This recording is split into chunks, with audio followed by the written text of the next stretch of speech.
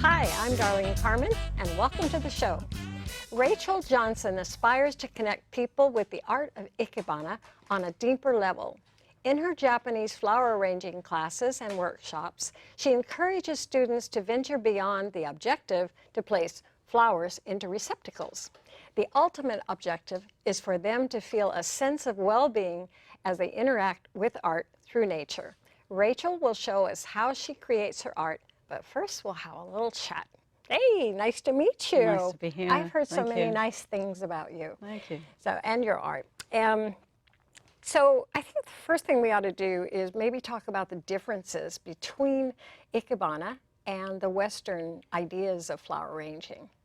Right, so in Western flower arranging, and we see it in the great big pictorial art of Europe, great big urns filled with gorgeous flowers, so many. And in Japanese flower arranging, we see sort of the opposite. We see branches making a beautiful space with very few flowers in there, so that they're designing the space to showcase the flowers. So less is more. Less is more. Yeah. So, and then the receptacles, it's not the big base that we have. There can be really large Japanese Ikebana arrangements, all different sizes, from very tiny, so in a tea house, very informal, very tiny, to in your house type of size, to huge installations they do in Japan in big stores and in public. So every different size possible. Yeah. And there's many different styles of Ikebana, which I wasn't aware of. So what is the style that you practice? It's called Sogetsu. And though Ikebana has a documented history about 500 years, a school is 500 years old, our school's nearly 100 years old. So it's very modern in Ikebana terms. And its viewpoint is to look at flower and plant material as sculptural work. So we really push a lot of boundaries from the original vocabulary of arranging flowers to arranging plant material as sculpture. So you're dealing not only with the flowers and whatever you put them in, but the space around it. Whereas in the Western style, I don't think we think about those things. Does it fit into the vase? That's the thing that we think about. And usually we feel it's successful when the vase is full. Yes. Right? Whereas in Ikebana, one more to fit in. Yeah, it's never really full. It's never quite full. And as you'll see with some of the pieces that I'm going to show you today, there's always some space somewhere for us to look at. Yeah. And so the space is part of it. The space is just as important as maybe the selection of flowers, the total. Is that what you're looking for? Yeah, and it's a complementary relationship between the type of material and the space that it can make. So depending on its shape and form, how can it make a space and what type of a space does it make?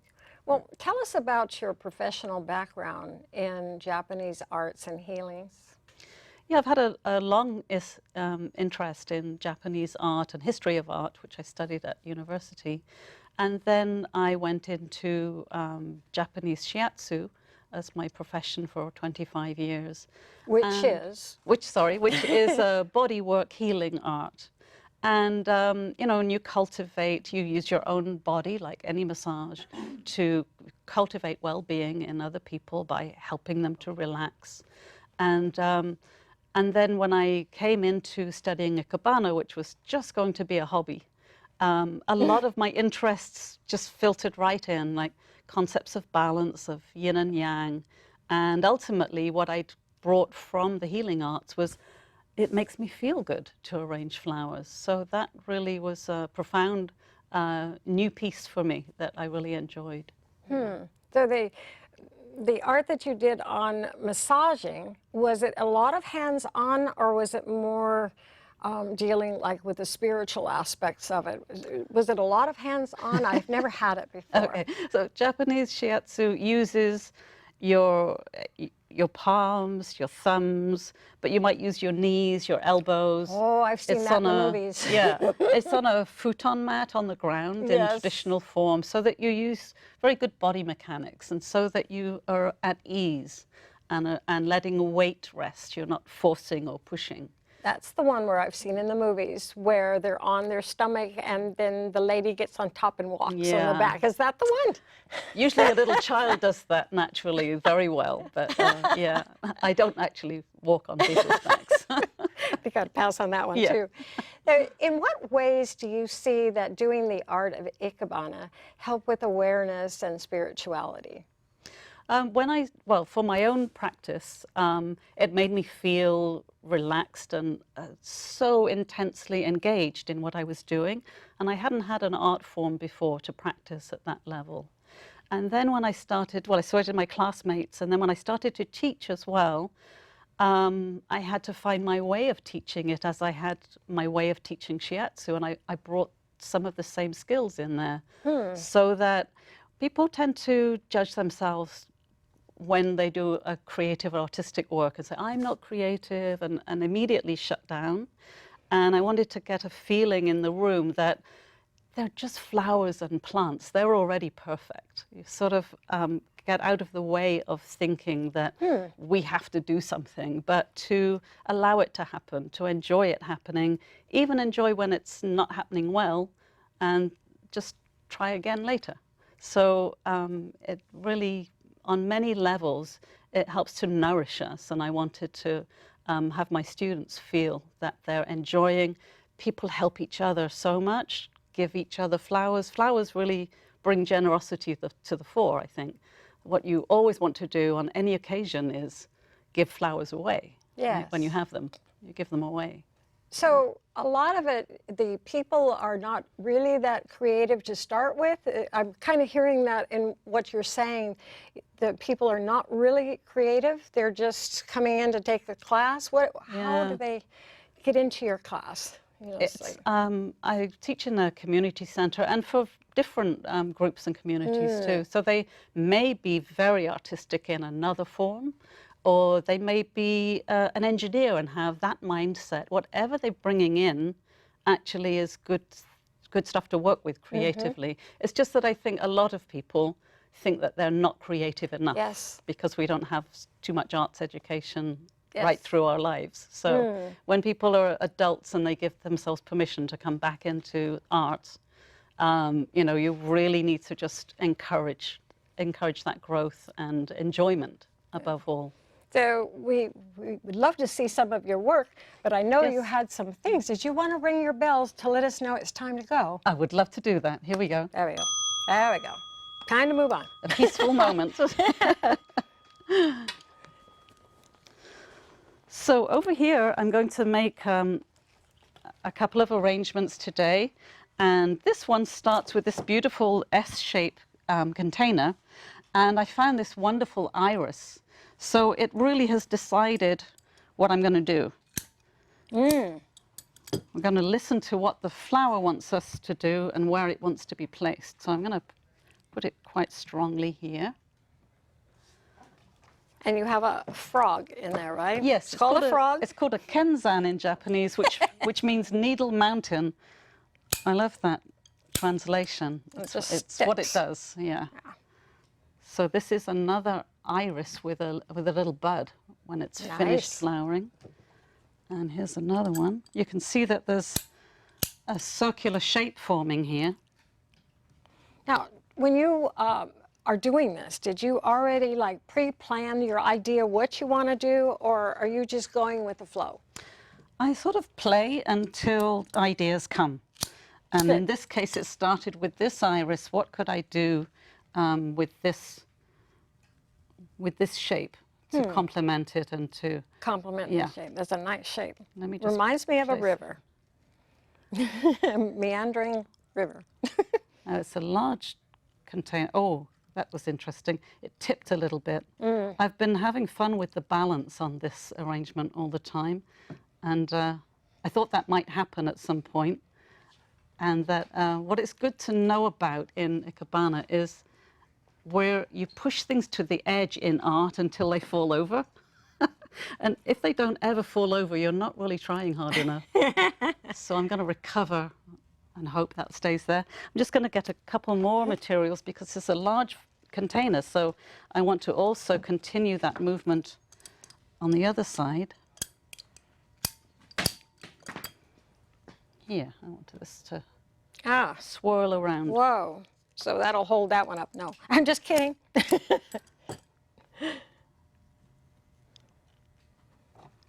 And these are some dancing lady orchids. Don't they do exactly that? Oh, yes. Yeah. That's what it's called. Yeah, Oncidium Orchid. I actually went to an orchid show and I bought some of that. Do you? And I painted it, yes. I didn't know what it was, but I thought it was so cute. My blossoms were a lot larger than that one. Yeah. These are tiny. I don't get them to rebloom too well. Wow, I'm having an interesting time with balance here. We need some gum. Yeah. Gum on the bottom. Yeah. I got to move the little Kenzan around.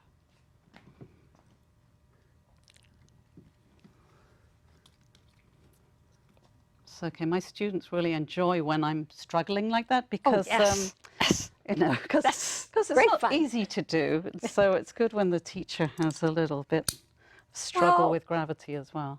You know, if you're like with me and with the bonsai that I do, I always say that it's the enjoyment's in the doing of it. You know, after it's completed, it's finished. You take a picture, Right. whatever, it's a moment in time, right? But it's the doing of it. And if you have to improvise or do something to help it along.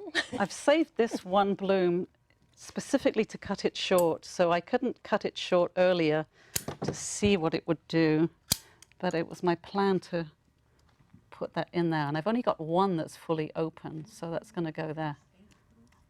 Oh, yes, it's going to stay there.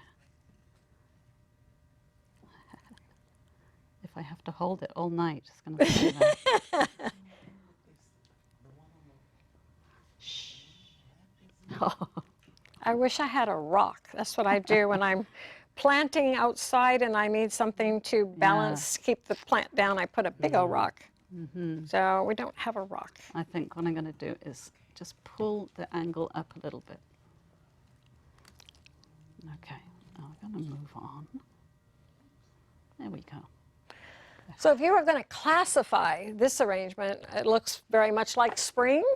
And Yes, certainly, all those bright yellow of colors. course, we just finished with Easter not long ago. Yeah, let's move over and I'll do the next arrangement. Okay.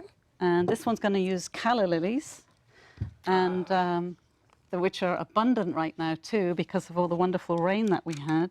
And Quite long. Yes, I'm going to cut them in here again. This is how we condition the flowers to keep them drinking.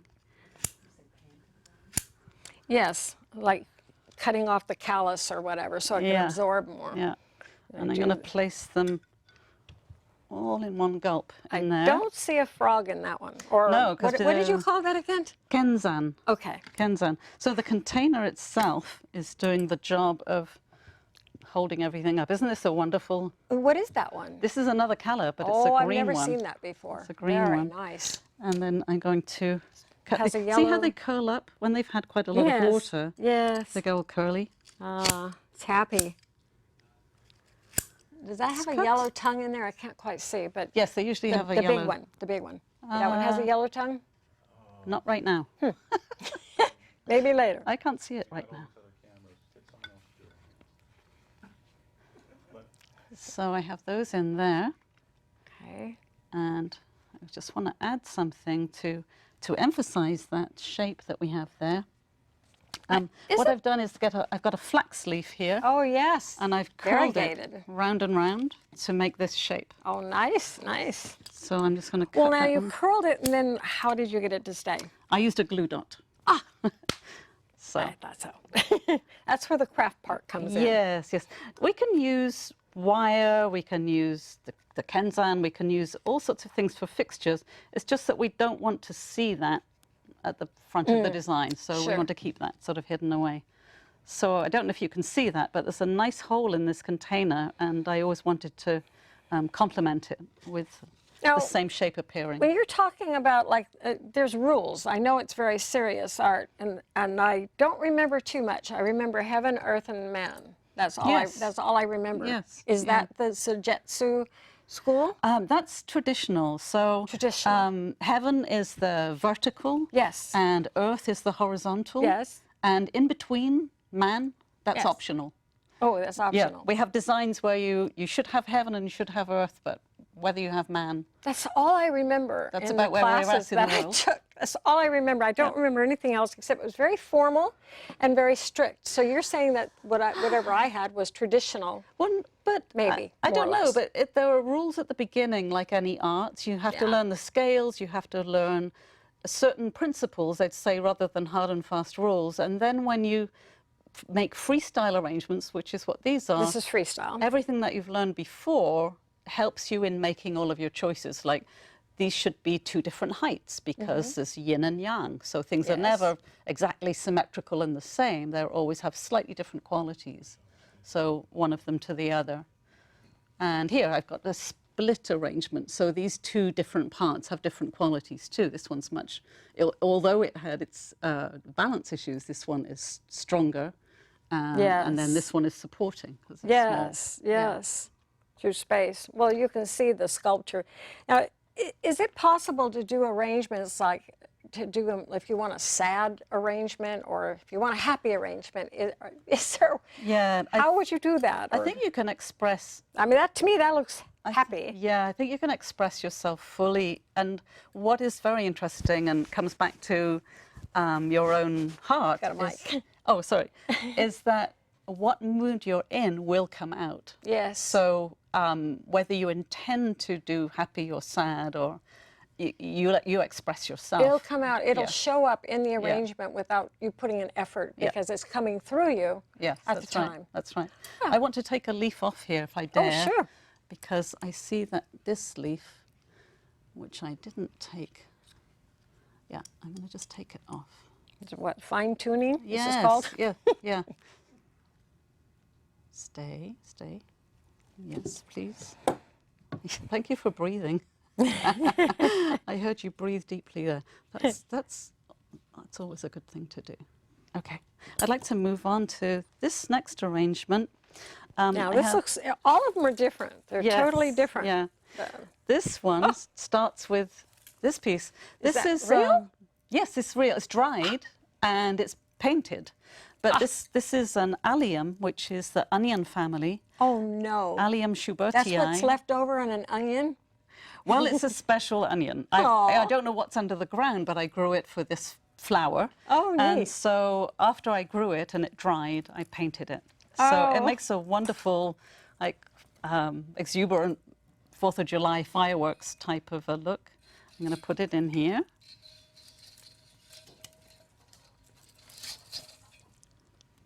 Shall I move that one over a little bit now? We're doing good. We got 10 minutes, so you can. Yeah. You're doing so well here. Really?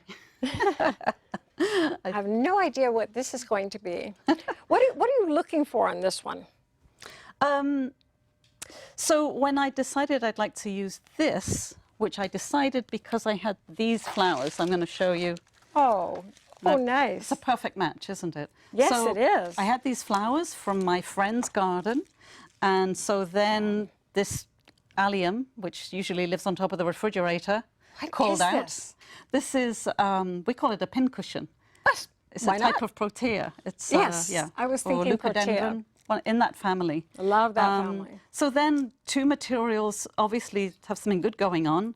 And then the third element is what container can complement all of those circles and give it a good base. Yes, Yeah. it just goes. Yeah. So shall I put some more in? Sure, why not? They're beautiful. Here I have all the...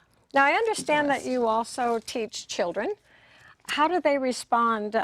What age level do you have? I have a yearly class at a Montessori school, and the children are 3 to 5 years old. They're babies.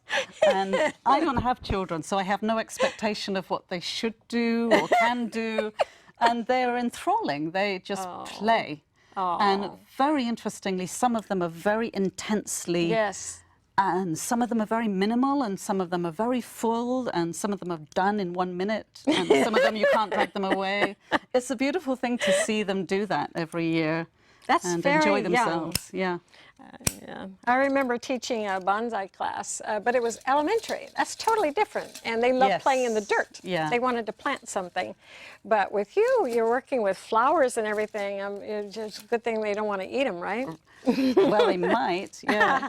One of my friends has taught children of an older age, and she's really amazed at how easily they comprehend these Ikebana concepts. Yeah, they get really into it. Because you basically got shapes. Yes. You know, circles, squares, triangles. You know, Nice. and you keep it simple.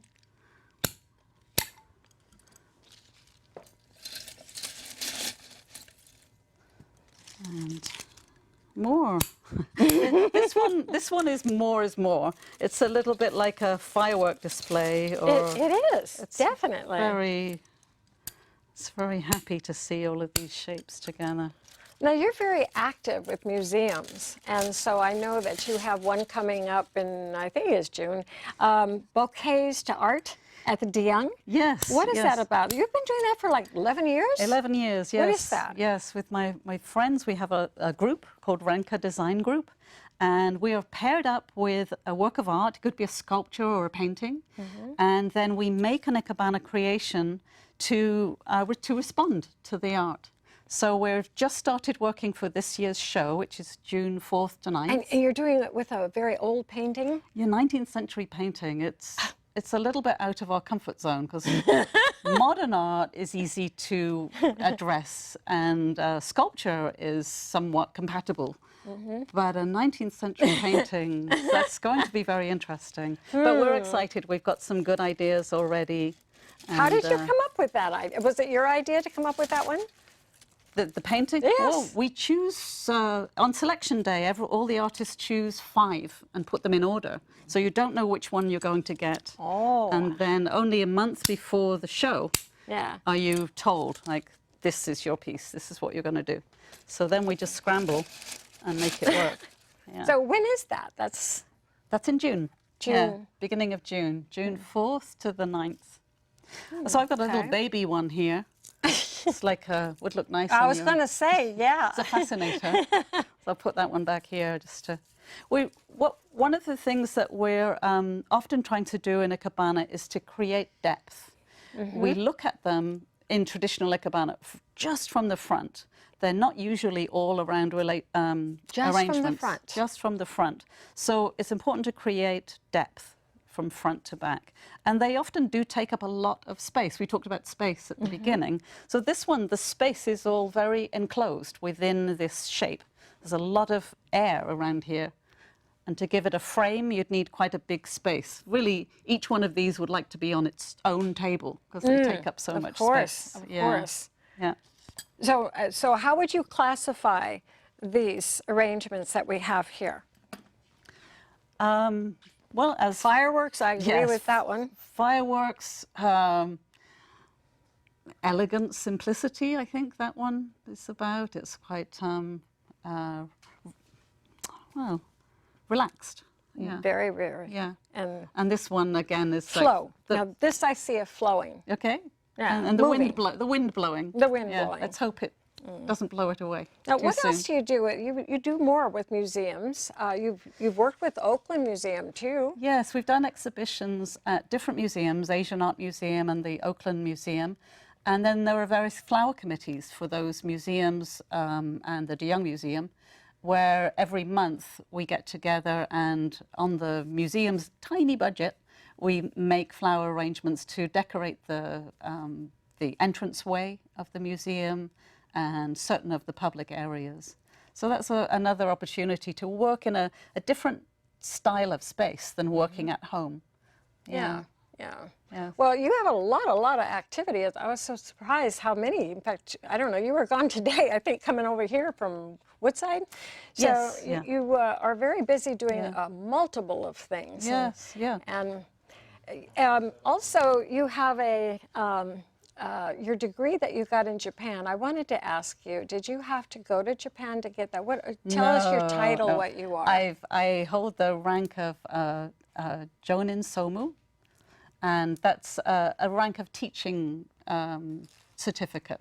So it's not a commercial training, it's an artistic training, and then we grade it by teaching level. So no, I didn't need to go to Japan because I have a wonderful teacher here in the Bay Area. But yes, I would like to visit Well, Japan. that's very nice that you have that title. It's like, how tall is that into the rank of teaching? I'm quite deep in. Oh, are you? I'm quite in the deep water these days. Yeah.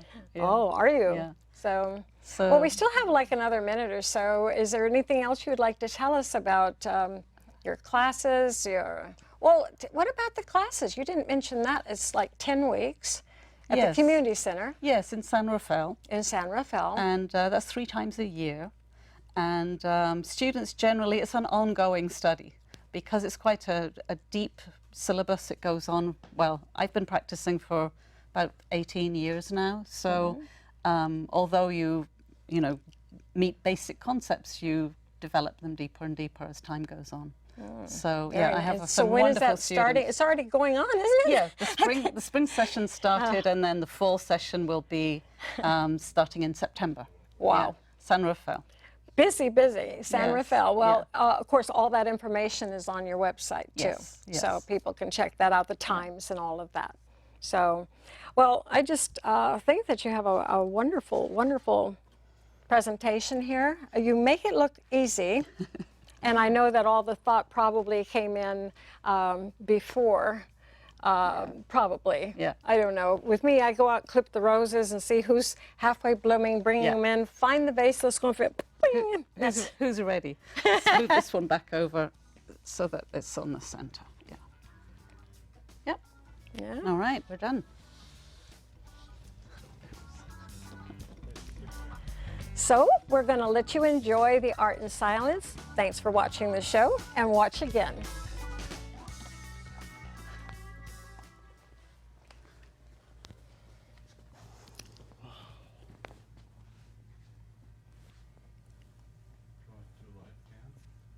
Let me just stay here.